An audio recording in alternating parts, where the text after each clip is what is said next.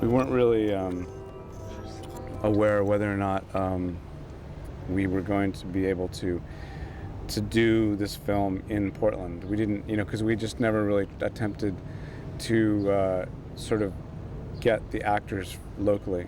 So we had an open casting call, and all these kids showed up, and we put them on tape.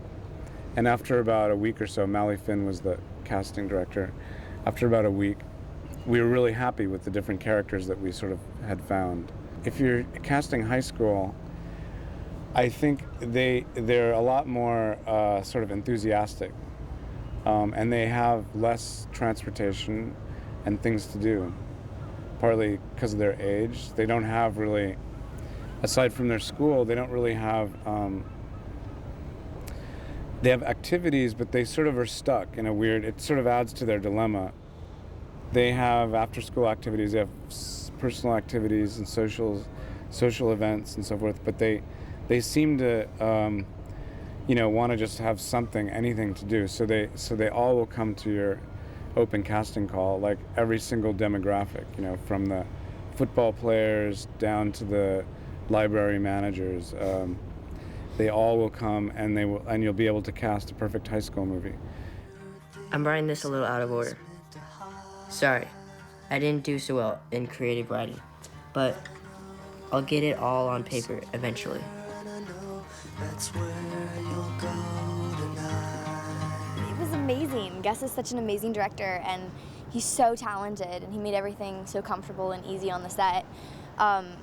It was different from other films I've done because his direction he could relate to on a different level that a lot of adults can't, and he sort of like, he would let you use your creative input into the scene, and you had more creative freedom than you do in other films because the script wasn't so precise. It was more of an outline and a general idea of where the scene the script directly had to go. I can't even express working with Gus because it was just so different, exactly how she said it. He was just the whole time it was just so laid back, and he's just such a good director. He directed us towards how to do the scenes really well. He really broke it down in decent parts and really helped us out a lot. Hey! Are you gonna ride that skateboard or sit on it? I'm waiting for someone. Oh, what's up? You gonna ride this thing, man? I'm waiting for someone, dude. You're not gonna let me ride it?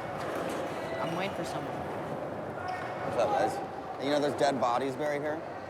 Underneath the cement? Isn't that right? Yeah, that's true. I'm gonna tell you what. Let me ride the board. If I don't come back, you can have the little hottie right here. All right. Is she cute? We have friends who are skaters. We have friends who make skate movies.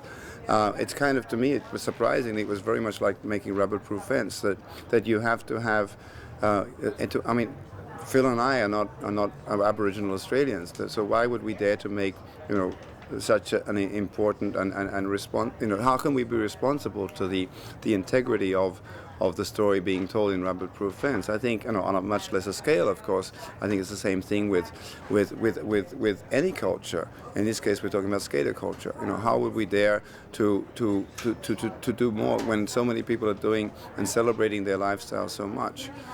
So I think you approach it with that humility, with that hopefully, humble as I am, that you do approach it with humility, with a certain sense of deference, and hopefully an openness that takes you somewhere that into their world, and therefore, but with your eyes, that makes it slightly different than anything else. I'm not sure. I think that's what happened.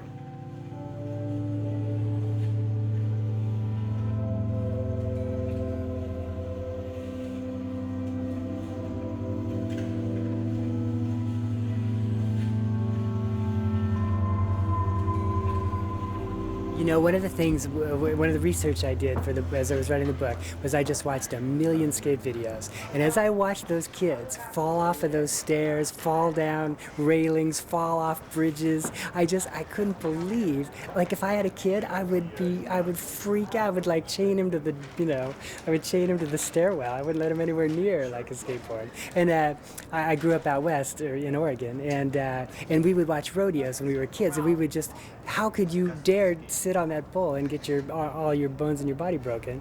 But that's the way the skateboarders are. They're fearless. They're absolutely, and I think that's, I'm just blown away by it. And I always think of the parents, and I think of like, how could they, not to mention if you actually commit a crime or murder someone at the scary skate park, but just the physical danger of skateboarding, it blows me away. I can't believe that they do it. Teenagers, I think they have a fresh view. They have the capacity to change. Teenagers bring the change into the language. They're the ones who invent new languages and invent new words that then later every generation has kind of a new way of seeing the world, a new way of thinking about things. I think that I actually think the kids now are much sort of smarter and more socially responsible than my generation. My generation was like the punk rock generation, where we just destroy everything. That's all we ever thought to do, And I think the kids today are actually kind of smart, and I actually have a lot of confidence in them. Teenagers experience love for the first time. They experience like the great disappointments of life for the first time, and it's so touching and so heartbreaking. To me, it's a very natural, dramatic scenario. And also, I seem to have an odd gift. That seems to be, I've kind of written things in a lot of different areas, and those books seem to really speak to people. So obviously I have some arrested development problem or something, so that this is where I should be. So that's what I do. And I think Gus maybe has a little of that also. He hasn't done a million teen things, but some of his best work has been through the eyes of a teenager. And I remember seeing Elephant and thinking that he really, so rarely do you see anything involving teenagers that feels right or feels accurate. And when I saw Elephant, I just felt like he totally understands. And that even inspired me more to hope that I would be able to work with him at some point.